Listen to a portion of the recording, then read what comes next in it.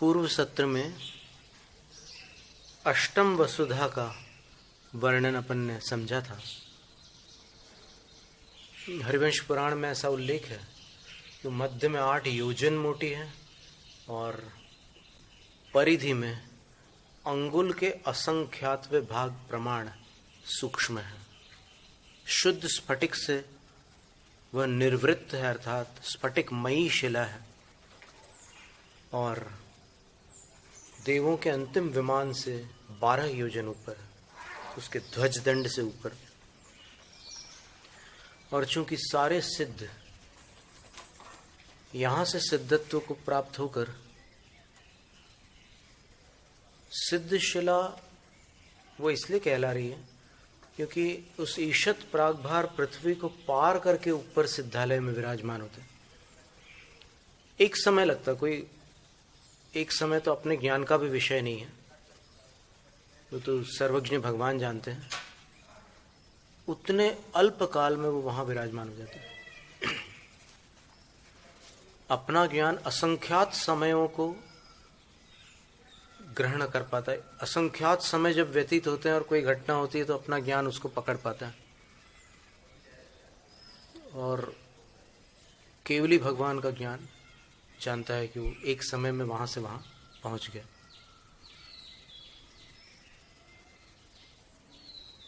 अब उन सिद्ध प्रभु के विषय में और भी देखिए आगे जो आचार्यों ने जो कथन किए हैं उसका अपन स्वाध्याय कर रहे हैं। प्रथम गाथा में तो प्राकृत सिद्ध भक्ति के अंदर 8 कर्म मुक्के, 8 कर्मों से मुक्त बताया सिद्धों को। 8 गुणाढ़, 8 गुणों से संपन्न बताया। नमस्ते। फिर अनुपम बताया, जिनकी कोई अन्य उपमा नहीं हो सकती, वो स्वयं ही अपनी उपमा है। आपने रविंद्र जैन का एक भजन सुना होगा जिसमें एक ऐसी पंक्ति आती है अनन्य उपमा अलंकार की। इसको अनन्य उपमा अलंकार कहते हैं। तो रविंद्र जैन जी ने जब सन 1981 में सहस्राब्दी मनो महोत्सव था गोमटेश्वर बाहुबली भगवान का, क्योंकि बाहुबली भगवान की स्थापना प्रतिष्ठा जो हुई थी वो चैत्र शुक्ला पंचमी और सन की अपेक्षा ईसवी सन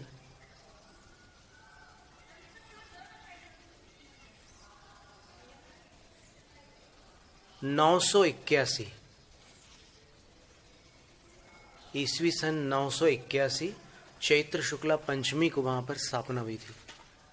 तो जब यहाँ पर सहस्राब्दी महोत्सव, अब्धि का अर्थ वर्ष होता है, अब्धि का अर्थ समुद्र होता है। देखिए थोड़ा सा अंतर है, द और ध का अर्थ बदल जाता है। तो सहस्राब्दी महोत्सव था, तो उस महोत्सव में बहुत बड़ा कार्यक्रम हुआ था। उस समय के जो बड़े बड़े साधु थे, बड़े बड़े आचार्य थे, सब पधारे थे और राष्ट्रीय स्तर पर भी बहुत सारे लोग वहाँ पर आमंत्रित थे, आए थे। और उससे पूर्व का जो महोत्सव था वो सन 1967 में हुआ था। 67 के बाद 12 वर्ष में नहीं हो पाया, तो सन 81 में, क्योंकि ऐसा लगा कि अब 12 वर्ष में अगर करते हैं तो फिर 79 में करते, यानी 79 में करना होता। लेकिन फिर ऐसा लगा कि जब 2 साल बाद 1000 वर्ष पूरे हो ही रहे हैं तो चलो इस बार 14 वर्ष में करते हैं। तो ऐसा हो गया था। तो 1981 में फिर भव्य महोत्सव हुआ था। उस समय रविंद्र जैन ने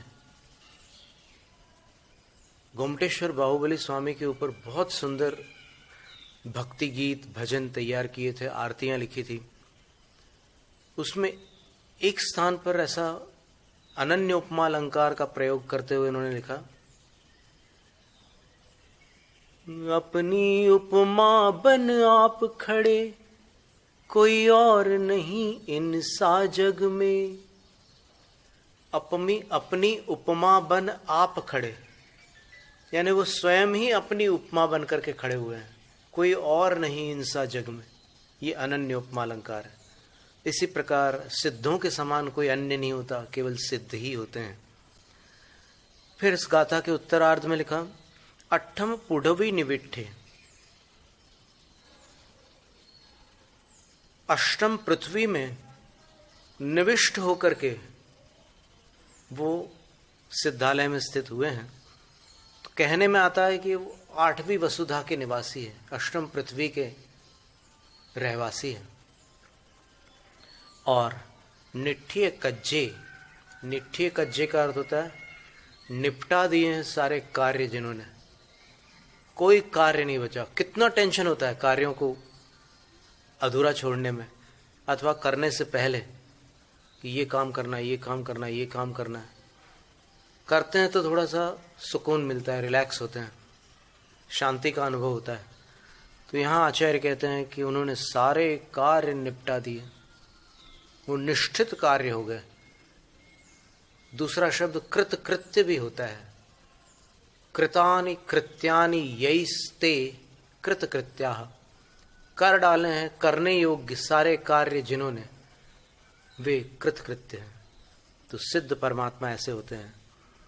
तो ऐसे सिद्धे नित्यम वंदिमो, ऐसे सिद्धों की हम नित्य वंदना करते हैं। वंदिमो बहुवचन है, वंदे वंदिमो। प्राकृत में दो ही होते हैं, एक वचन और अनेक वचन या बहुवचन। द्विवचन अलग से नहीं होता। अब इसके आगे देखिए सिद्धों की वंदना में, तिथैरे इधर सिद्धे जल थल आयास निबुदे सिद्धे अंतरे इधर सिद्धे उक्कस जहन्न मज्जिमो गाहे। कई सिद्ध तीर्थंकर होकर सिद्ध हुए हैं, कई सिद्ध इतर सिद्ध हैं, अर्थात तीर्थंकरों से भिन्न इतर। कोई जल से सिद्ध हुए हैं। आपको स्मरण हो महावीर स्वामी, पावापुरवर सरसाम पद्मोत पलाकुलवताम सरसाम ही मध्य, कमलों से व्याप्त सरोवरों के मध्य पावापुर वर सरसाम, पावापुर के उत्कृष्ट सरोवर में भगवान महावीर स्वामी निर्वाण को प्राप्त हुए थे, जल सिद्ध। फिर स्थल सिद्ध भी बहुत से हुए हैं, शिखर जी से, गिरनार जी से, कैलाश पर्वत से, चंपापुरी से। ये जितने भी सिद्ध हुए हैं ये स्थल सिद्ध हैं। पावापुरी वाले महावीर स्वामी जल सिद्ध हैं। और कई आयास सिद्ध, आकाश से भी निर्वाण को प्राप्त हुए हैं। अब आकाश से निर्वाण प्राप्त करने वाले तीर्थंकर तो कोई भी नहीं थे, लेकिन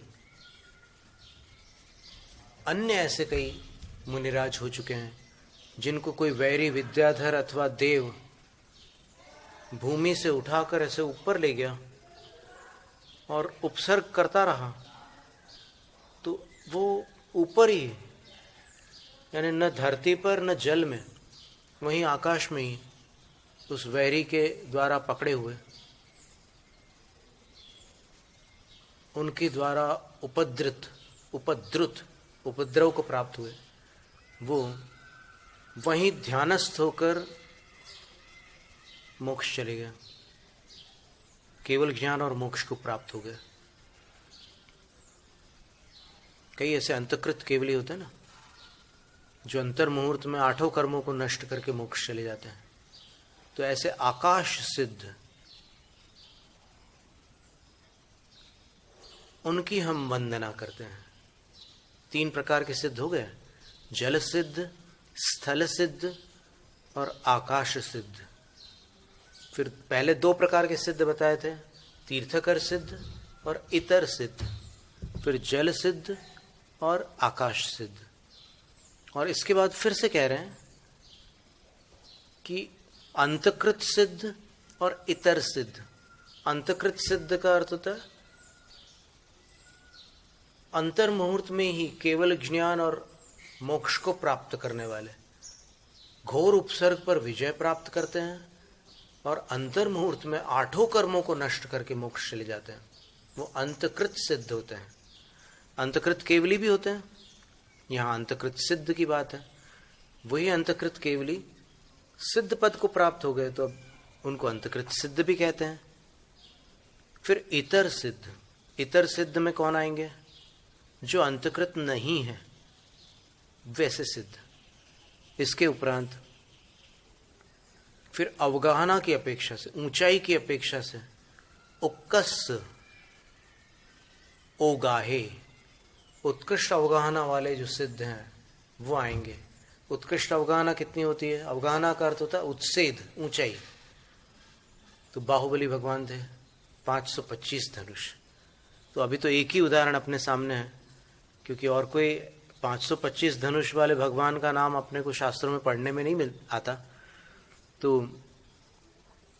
उत्कृष्ट अवगाहना वाले। फिर मध्यमो उगाहे, मध्यम अवगाहना वाले। तो मध्यम अवगाहना वाले कौन? तो बीच की ऊंचाई वाले जितने भी हैं, 525 से छोटे, और कल जो बतलाया था ना पूर्व सत्र में कि 3.5 हाथ जगन्य अवगाहना है, उससे अगर छोटी ऊंचाई होगी तो फिर मोक्ष नहीं हो सकता। तो कम से कम 3.5 हाथ की ऊंचाई अनिवार्य है। और उसको अपन ने इसमें भी निकाला था, 4 फुट 7 इंच से कुछ अधिक वो ऊंचाई आती थी। अब आप आज सोच लो कि आज कई लोग 4 फुट 7 इंच वाले भी मिलेंगे अपने को, तो बस उनको देख करके आप अनुमान लगा सकते हैं कि इनसे छोटा अगर स्टैचर रहा, इनसे छोटी अगर हाइट रही, तो फिर वो वहां पर सिद्धालय पहुंच नहीं सकते। इतनी हाइट कम से कम जरूरी है, 3.5 हाथ की। तो जहन्न, उक्कस जहन्न मध्यमोगाहे, उत्कृष्ट और जगन्य, क्रम में इसमें छंद में ऐसे रखा है, उत्कृष्ट, जगन्य और मध्यम। छंद के लिए आवश्यक था। अथवा अगर छंद में, अगर इसको छंद की अनिवार्यता न समझते हुए भी ग्रहण करें तो फिर उत्कृष्ट और जगन्य का पहले वर्णन करके फिर इनके मध्य में जो आ रहे हैं उनको मध्यम के रूप में तीसरे स्थान पर ग्रहण किया जा सकता है, कोई भी आपत्ति नहीं है। इस तरह जो सिद्धत्व को प्राप्त हो गए उन सिद्धे वंदिमो, उन सिद्धों की हम सब मिलकर वंदना करते हैं। देखिए आचार्य महाराज ने इन 2 छंदों में प्राकृत सिद्ध भक्ति के अंदर बहुवचन का प्रयोग किया है, हम वंदना करते हैं। अब इसके बाद फिर पर्सनल वंदना में वो एक वचन का प्रयोग करेंगे, उसको देखिएगा आप। तीसरे छंद में देखते हैं तो ये बात स्पष्ट हो गई कि इस छंद में 4 विशेषताएं बतलाई, 4 प्रकार से बताया सिद्धों के विषय में। एक तीर्थंकर सिद्ध, दूसरे इतर सिद्ध, फिर एक जल सिद्ध, दूसरे स्थल सिद्ध, तीसरे आकाश सिद्ध, फिर अंतकृत सिद्ध, इतर सिद्ध, फिर उत्कृष्ट अवगाहना सिद्ध, जगन्य अवगाहना सिद्ध, मध्यम अवगाहना सिद्ध। अब आगामी छंद को देखते हैं। उड्डमह तिरिय लोये छव्विह कालेय निवुदे सिद्धे उवसग्ग निरुवसग्गे दीवोदहि निवुदे यवंदामि। वंदामि एक वचन का प्रयोग किया। मैं कुंदकुंदाचार्य उन सिद्धों की वंदना करता हूं। किन सिद्धों की? तो कह रहे हैं कि उड्ढ लोए, ऊर्ध्वलोक सिद्ध हुए। जो ऊर्ध्वलोक सिद्ध का अर्थ ये है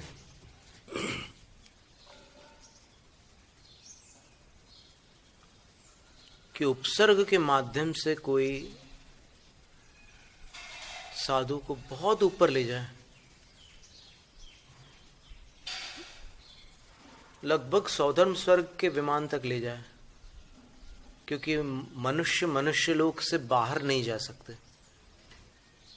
तो ऊर्ध्वलोक के समीपवर्ती होने से ऐसा कहा जा सकता है कि ऊर्ध्वलोक सिद्ध। जैसे जब कोई चेन्नरायपट्टण से श्रवणबेलगोल की ओर प्रस्थान करता है और उस पुल से जब गोमटेश बाहुबली भगवान पहाड़ के ऊपर दिखाई देने लगते हैं, एक पुल है जहां से दिखते हैं भगवान, तो फिर मुंह से क्या निकलता है? आ गया श्रवणबेलगोल, एकदम खुशी से ऐसे मुंह से निकलता। इसी तरह शिखर जी की ट्रेन से जब लोग जाते हैं, ईसरी के पास पहुंचते हैं, तो वहां से जब शिखर जी के दर्शन दिखते हैं, दूर से पहाड़ दिखता है, तब लोगों के मुंह से यही निकलता है, आ गया शिखर जी।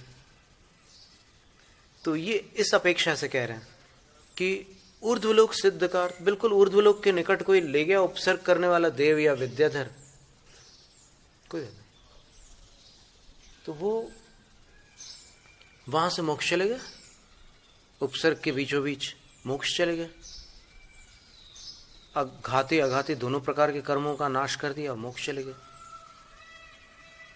तो वो ऊर्ध्वलोक सिद्ध कहलाते हैं। फिर अहलोय सिद्धे, अधोलोक सिद्ध वो हैं कि कोई मुनिराज स्वतः किसी खदान के अंदर नीचे जा करके ध्यानस्थ हो गए और वहां से उनको सिद्धत्व की प्राप्ति हो गई, अथवा कोई शत्रु उनको भूमिगत अंदर नीचे कहीं ले गया, मान लो समुद्र के नीचे अंदर तल में ले गया, तो जल सिद्ध भी हो सकते हैं, वो अधोलोक सिद्ध भी हो जाएंगे, क्योंकि नीचे एकदम धरती के पास ले गया वो, समुद्र के निचले तल, जो प्रशांत महासागर पैसिफिक ओशन, उसका जो तल है, ऊपर के तल से जो पानी की ऊपरी सतह है, उससे उसका जो निचला तल है, अगर ऐसे सीधी रेखा बना ली जाए तो 12 किलोमीटर नीचे है उसका निचला तल। तो वो एकदम नीचे, अधोलोक के निकट होने से उसको अधोलोक सिद्ध भी कहते हैं। अथवा किसी खदान वगैरह में या फिर किसी निचले स्थान में, नीचे भी कई ऐसी वो बनी हुई है, कुछ ऐसी नगरियां भी हैं जो भूमिगत है। अभी आप देखेंगे तो एक पाताल कोट नाम का नगर है, जहाँ पर बहुत पुराने मानवों की बस्तियां हैं, और वो मध्य प्रदेश में छिंदवाड़ा के पास एक चाना मेटा नाम का स्थान है, उससे कुछ आगे जाने पर वो पाताल कोट नाम का स्थान मिलता है, जो ऐसे ऊपर से तो कुछ भी नहीं दिखेगा, लेकिन वहाँ एक प्रवेश का स्थान है, वहाँ से नीचे जाएं तो फिर पूरा एक प्रकार से मनुष्यों का पूरा आवास है वहाँ पर। ऐसे अन्य भी स्थान है इस समय इस धरती पर कि जो एकदम नीचे, उसको पाताल कोट कहते हैं। तो वो पाताल का अर्थ अधोलोक होता है। तो वहां से सिद्ध होने वाले अधोलोक सिद्ध कहलाते हैं। फिर त्रिलोक सिद्ध का अर्थ होता है तिर्यक लोक से सिद्ध होने वाले। ये जो अपनी भूमि है ये ऐसी तिरछी है, यहां से सिद्धत्व को प्राप्त होने वाले तिर्यक लोक सिद्ध होते हैं, उनकी मैं वंदना करता हूं। 26 काले या निबुधे, और षड्विध कालों में जो निर्वाण को प्राप्त हुए हैं। अब षड्विध काल कौन से हैं? तो आचार्य महाराज ने बड़ा सुंदर वर्णन किया।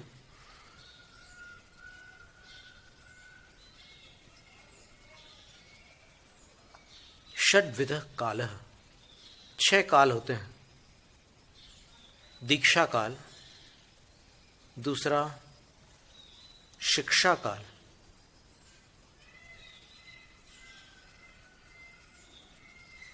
फिर इस टीका के अनुसार आत्म संस्कार काल, तदुपरांत चौथा काल गण पोषण काल, 5वां भावना काल और 6ठा सल्लेखना काल। इन कालों में से किसी भी काल में सिद्धत्व की प्राप्ति हो सकती है। अब जैसे भरत स्वामी का अपन देखें तो दीक्षा ली और दीक्षा लेते ही सिद्ध केवली हो गए, वहां पर अपन इन 6 कालों में से केवल ज्ञान का काल दीक्षा काल के निकट होने से दीक्षा काल मानेंगे। और कोई ऐसे भी साधु हो सकते हैं जो दीक्षा लेते ही मोक्ष चले जाए, ऐसे भी हो सकते हैं। कोई उदाहरण अपने स्मृति में अभी तो फिलहाल नहीं आ रहा है, पर देखना होगा कहीं वर्तमान युग में कोई ऐसा उल्लेख हो कि जिन्होंने दीक्षा ली हो और तुरंत मोक्ष हो गया हो।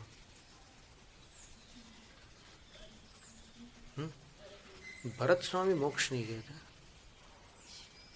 भरत स्वामी 84 लाख पूर्व की आयु के धारक थे और उनकी दीक्षा 83 लाख पूर्व में हुई है।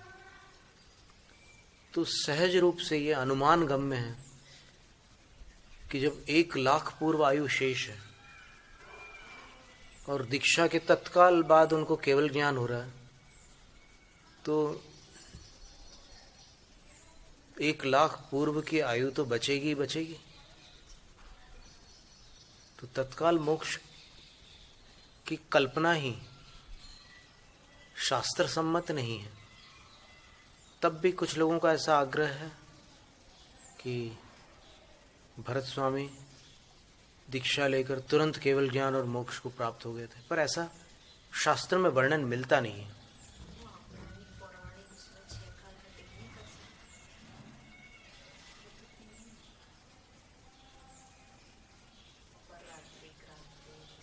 पर उसमें फिर मध्य रात्रि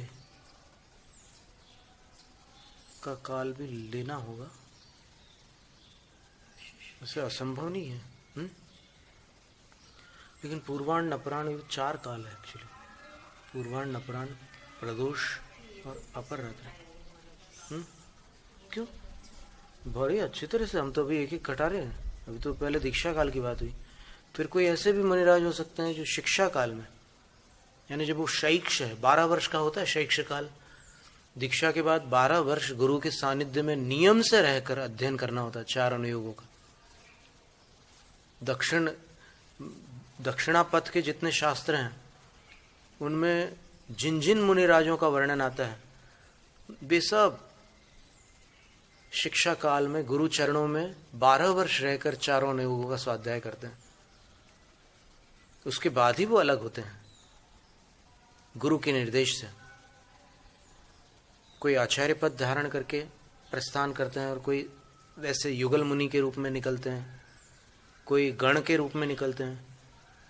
युगल मुनि में 2 मुनि होते हैं, गण में 3 मुनि होते हैं, गच्छ में 7 मुनि होते हैं और संघ में 7 से अधिक मुनि होते हैं।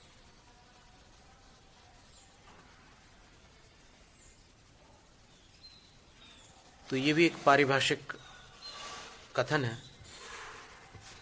युगल शब्द ही अपने आप में कह रहा है कि जोड़ा। तो जब 2 मुनि होंगे तो फिर युगल कहलाएंगे, फिर 3 मुनि होंगे तो गण कहलाएंगे। गण का अर्थ 3 का समूह होता है। आपने अगर छंद शास्त्र पढ़ा हो तो आपको पता होगा 8 गण होते हैं। कौन से? यमाता राजभान चलगाहा। तो 3 के समूह को गण कहते हैं। 3 मुनियों का समूह जो होता है मुनि गण कहलाता है। कई स्थानों पर गण और संघ को एकार्थक भी माना जाता है। जैसे अभी यहां पर एक शब्द आ रहा है गण पोषण। वहां पर गण शब्द का अर्थ 3 साधु न होकर के समूह है। तो कोई शिक्षा काल में सिद्धत्व को प्राप्त हो गया, फिर कोई आत्म संस्कार काल में सिद्धत्व को प्राप्त हो गया, कोई गण पोषण काल में सिद्धत्व को प्राप्त हो गया, यानी संघ का पालन पोषण कर रहे हैं, आचार्य पद में है, विराजमान है, और ध्यान ऐसा लग गया कि वहीं वो केवल ज्ञान और मोक्ष को प्राप्त हो गए।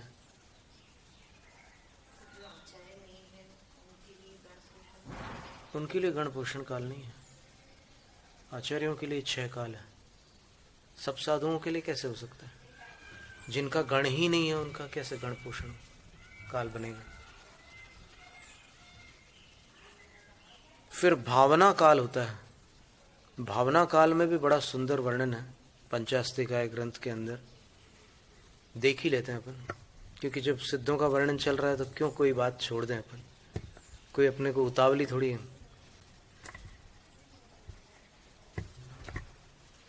अभी आचार्य कुंतुसागर महाराज ने एक बड़ी सुंदर बात बताई थी कि कोई मनुष्य मान लो नमोकार 35 व्रत कर रहा है, अथवा भक्तामर के 48 जो 48 काव्य के 48 दिन अष्टमी चतुर्दशी अथवा कोई भी अन्य उसका व्रत कर रहा है, अथवा कोई एकावली कर रहा है, कोई कनकावली कर रहा है, कोई द्विकावली कर रहा है, एक आहार एक उपवास, अथवा एक आहार 2 उपवास, एक आहार 3 उपवास, ऐसे कई प्रकार के व्रत होते हैं और बीच में उसका अवसान हो जाता है, उसकी आयु पूर्ण हो जाती है। तो आचार्य श्री ने कहा, अच्छी सुंदर जानकारी की बात है। जैसे अभी एक बार बीच में प्रश्न आया था कि कोई भाई थे, वो भक्तामर का व्रत कर रहे थे और 48 पूरा नहीं कर पाए वो, और कोरोना में उनका अवसान हो गया। तो देखिए ये वाक्य कहे हैं आचार्य ने, व्रत के संकल्प पूर्वक मरण को प्राप्त होने वाले व्रत का पूर्ण फल प्राप्त करते हैं।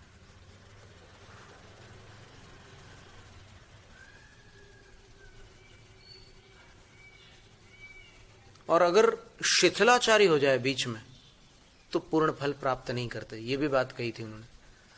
यानी व्रत करते करते, जैसे मान लो उपवास से व्रत प्रारंभ किया, अब कुछ लोगों को लगता है कि अब उपवास नहीं बन रहे हैं, क्या करें, एकाशन कर लेते हैं। तो थोड़ा व्रत उन्होंने उपवास के साथ किया और थोड़ा एकाशन के साथ किया।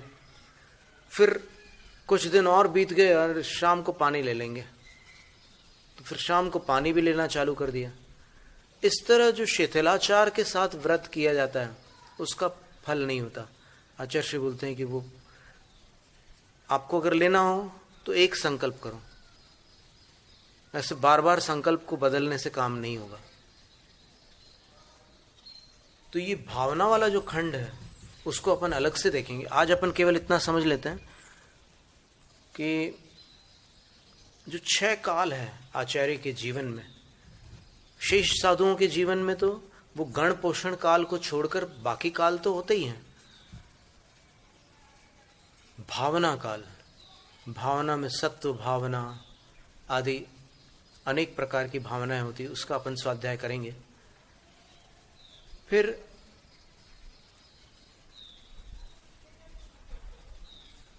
अंतिम जो काल, सल्लेखना काल, सल्लेखना में क्या करते हैं वो, काय सल्लेखना और कषाय सल्लेखना करते हैं।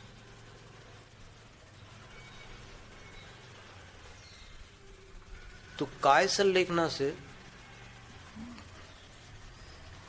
कायगत दोषों का निवारण होता है और कषाय सल्लेखना से भावगत दोषों का निराकरण होता है,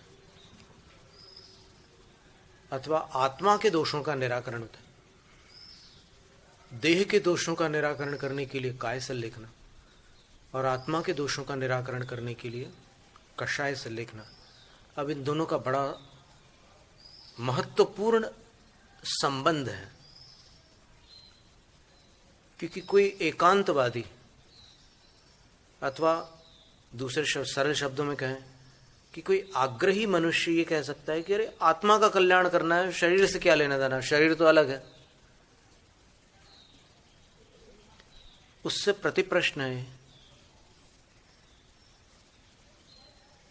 कि हे ज्ञानी पुरुष,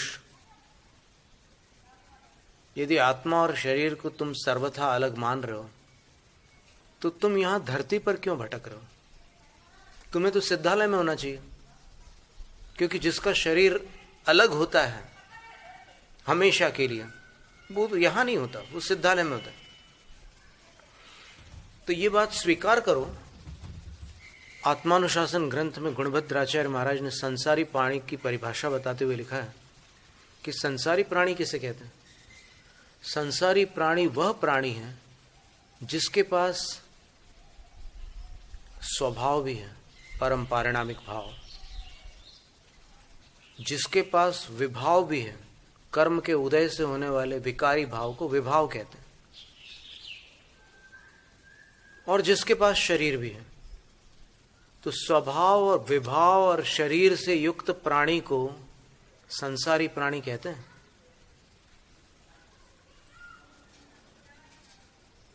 तो अभी सल्लेखना के समय शरीरातीत नहीं है कोई भी, इसलिए शरीर का भी कुछ हिसाब चुकाना होगा। शरीर में जो विषैले तत्व हैं, शरीर में कुछ व्याधियां भी हो सकती हैं, कुछ रोग बाधाएं भी हो सकती हैं।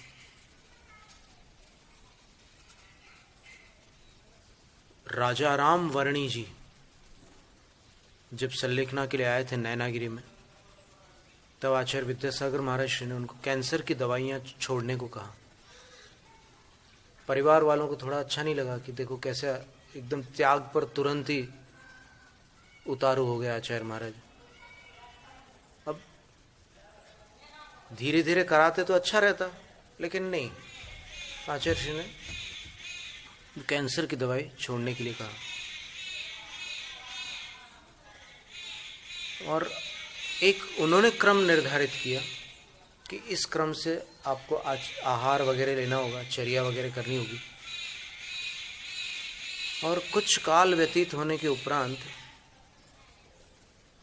सब लोग अचंभित हो गए जब ये देखने में आया कि जो उनकी जांघ के ऊपर कैंसर के बड़े बड़े फोड़े थे, वो उस चर्या से, उस त्याग से, उस भोजन के क्रम से सूख कर नष्ट हो गया।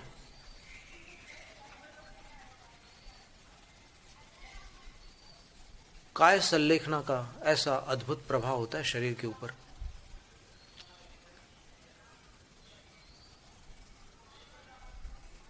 कई बार नियम सल्लेखना में वो स्वस्थ हो जाते हैं तो यम सल्लेखना नहीं दी जाती। भाई अस्वस्थ थे, दवाइयां काम नहीं कर रही थी, तो नियम सल्लेखना ले ली। लेकिन नियम सल्लेखना में जो क्रम चला, जैसे जिनेंद्र वर्णी जी का हुआ था कि उनको टीबी थी और एक फेफड़ा तो उनका अलग ही निकालना पड़ा था युवावस्था में, तो शरीर थोड़ा सा ऐसे झुका हुआ था एक तरफ। उनकी स्थिति ऐसी हो गई कि अब क्षुल्लक अवस्था में उनसे बन नहीं रहा था, तो उन्होंने सल्लेखना ली, नियम सल्लेखना। नियम सल्लेखना लेने पर बहुत सारे पत्र आए बड़े बड़े विद्वानों के, आचार्यों के, कि आप ऐसा क्या कर रहे हो, ऐसा क्यों कर रहे हो, आपकी बड़ी आवश्यकता है यहाँ जिन शासन को, आपके द्वारा बड़ा काम होगा। तो उनने कहा कि मैंने यम सल्लेखना नहीं ली है, इसलिए आप लोग अधिक चिंता न करें।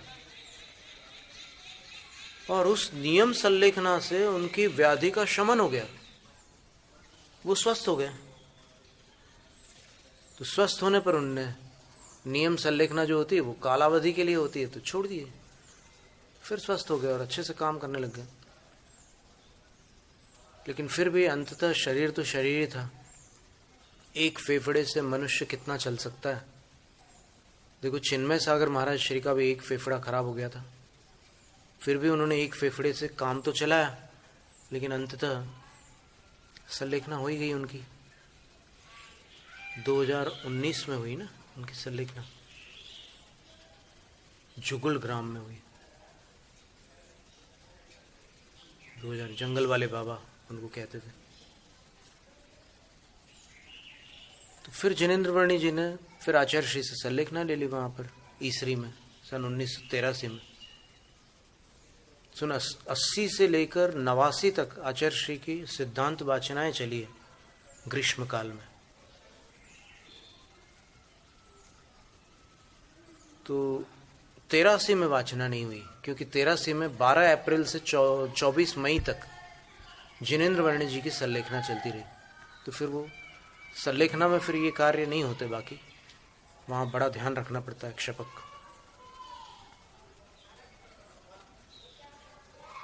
तो इस तरह ये सारी स्थितियां थी। किसी भी काल में, इन 6 कालों में से किसी भी काल में चरम शरीरी साधु मोक्ष को प्राप्त हो सकते हैं। इसलिए 26 काले निवुदे सिद्धे, षड्विध कालों में निर्वृत्त हुए जो सिद्ध हैं उनकी मैं कुंदकुंदाचार्य वंदामी वंदना करता हूँ। उनके साथ हम अपन भी करते हैं, क्योंकि अपन भी सुन तो रही हैं, जो गाथा है उसका अर्थ समझ रहे हैं, तो अपन भी साथ में वंदना करते हैं। और फिर इस गाथा का जो उत्तरार्ध है उसकी व्याख्या अपन आगामी सत्र में देखेंगे। अभी नीचे आचार्य महाराज आ गए हैं, अभिषेक वगैरह होगा, तो आज का स्वाध्याय यहीं तक अपन रखते हैं। जैनम जयतु शासनम, नमो सिद्धाणम।